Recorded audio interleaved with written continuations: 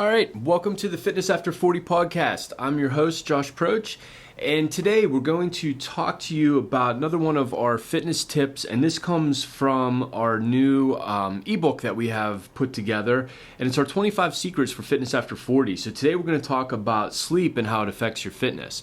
But before we get into that, we have a little announcement for you guys. I think you all know we have Fittoberfest here coming up in, I think, 1 week from when you're probably listening to this, or from when this comes out, depending on when you're listening to it.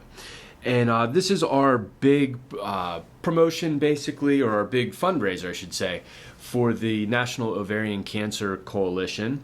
And we're basically doing it as a fundraiser to raise money for them. We're doing a charity workout at 11 a.m. And then from noon to 2, we've got a accordionist. It's going to be playing some German Oktoberfest music. We've got a beer garden set up. We're going to have some German beers to try. We're going to have be pouring beer, things like that for people. We've got German food catered in. We're going to have some events you can win some prizes on. And then we have our gift baskets. I think we have 10 or 12 of them that you can buy tickets for, and then chance to win these. And the baskets look pretty cool. Tammy and I were actually last night getting them all put together. And we're happy with what they are, and they look pretty cool. So we hope you guys like them and want to purchase tickets for them and things. So those will be they're actually up right now, and they'll be up through the event. The day of the event, you can buy tickets, and you don't have to be present to win. So that'll all be going on. And if you haven't bought your tickets and you'd like to come, we still have tickets available. It's $35 to come to the Fittoberfest. And, we'd love to have you there and everything like that. So on to today's topic here is a lack of sleep affecting your fitness. And this is something that a lot of people for whatever reason feel that they don't need to get as much sleep as they actually need, and it's kind of become like a badge of honor in America to like not get a lot of sleep and just be like constantly grinding and things like that. But our bodies just don't function well when we don't get a lot of sleep. So it's possible that if you are getting a lack of sleep, or if you're getting poor quality of sleep, that it's negatively affecting your weight loss goals, and it might even be making you fat. And especially if you've been doing everything right. And when I say right, that means like you're getting your workouts like 3 to 4 times a week. You're walking most days. Your food's pretty good. There's not a lot of alcohol. There's not a lot of processed foods, junk foods, things like that. But you're still struggling to lose weight. It really could be that you're just not getting enough sleep, or if you are getting enough sleep, the quality of your sleep isn't as good as it should be. So I'm going to talk to you guys just a little bit about some of the research on that today. So some recent research that came out of the University of Chicago's General Clinical Resource Center, they followed basically 10 overweight but healthy participants that were aged 35 to 49 who had body mass indexes were considered overweight.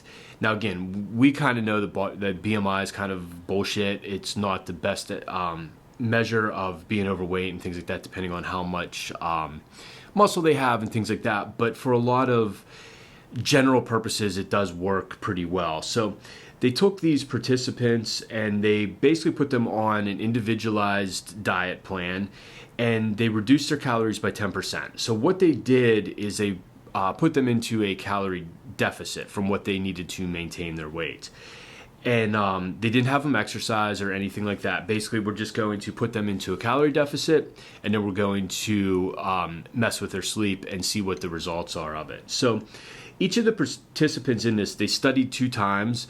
The first time they slept on average 7.5 hours per night, and that was over a 2-week period. And then the second time, they only let them sleep 5.5 hours over a 2-week period. And then what they found is that when they were sleeping less, it reduced their fat loss by 55%. That is a huge difference in weight loss outcome by manipulating a 2-hour window each night there. It also found that when they got adequate sleep, their ghrelin levels were lower. So basically, ghrelin is one of our hormones, And when we have high levels of ghrelin in the body, it will reduce our energy expenditure. It increases our hunger, and it will also promote fat retention. So this is one of those hormones that when we get sleep deprived and things like that, it's going to increase, and it's going to send signals into our body to basically do the things that we're trying not to do when we're trying to lose weight. So it's basically working against us a little bit. The second study here was done in conjunction with the University of Chicago and Stanford University. So what they did here is they basically took it a step further, and they then looked at the leptin levels. So leptin's another hormone that's in your body, and what it does is it sends a signal to your brain that basically tells you when you're full. And they looked at the ghrelin levels as well with this. So they looked at how these two interacted in healthy men. And then they subjected them basically to 2 days of adequate sleep and 2 days of sleep deprivation. And then what they found is that when they restricted the sleep, the leptin levels went down, so they weren't getting that signal that their body was full when they were eating.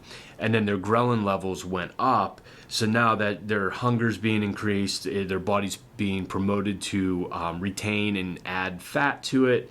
And then their daily energy expenditure is slowing down. So, they're less active during the day, but they're also their metabolism is starting to slow a little bit. So they're burning less calories with all activities and things like that.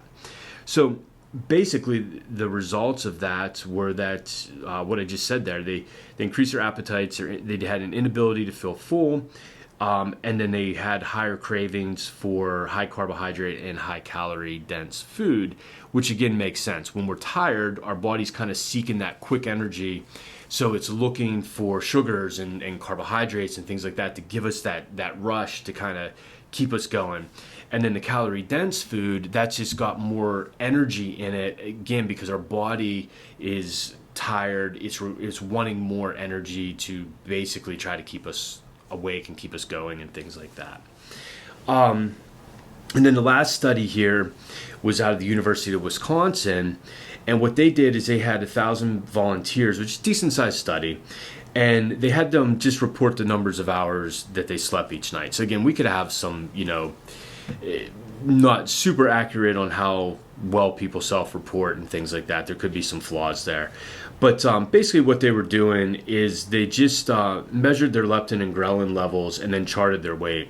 And basically what they found is the people that slept less, they had lower leptin levels, higher ghrelin levels, they weighed more, and they had a higher body fat percentage on them. So again, what we're seeing as a common theme is when our sleep is less than what is needed, we see higher body fat percentages, more likely to crave the foods that we're trying not to eat, like the sugary foods, the very calorie dense foods, like junk foods, things like that. And then we're also seeing a little bit of metabolic or the metabolism slowing there a little bit. So this is something to kind of think. If you're doing everything right, or you think you're doing everything right with your diet and exercise and things like that, but you're just having trouble losing weight, this is something to look at. Look at how many hours of sleep you get each night. It should be somewhere between 7 and 9. And then if you're not getting that, work on increasing that. And if you are getting that, then look at the quality of the sleep that you're getting. And we're going to talk about this here in another week or so on the next podcast. But about how to get better sleep and things like that. So that's something to look at too. If you are getting the long enough time in bed, but the quality isn't quite there. And a lot of people that we've seen, they are sleep deprived. This is something that I ask about in the starting point sessions when we're starting with a new client. It's just how much sleep do they get and everything there. And if it's most of the time it's less than 7 hours, and a lot of people, they feel that they function fine on that, and there are some outliers that do, but the majority of the people really don't. And then they find out once they start getting better sleep how much better they feel, and just everything kind of gets with that. So just something to think about. Make sure you're getting your sleep and everything there. So hope you guys like this, and if you did, share it with people. That helps us kind of get our message out there and everything like that. And until next week, I will talk to you guys then. Thank you for listening to this episode. If you enjoyed it, be sure to subscribe to our podcast on Apple Podcasts and rate and review us.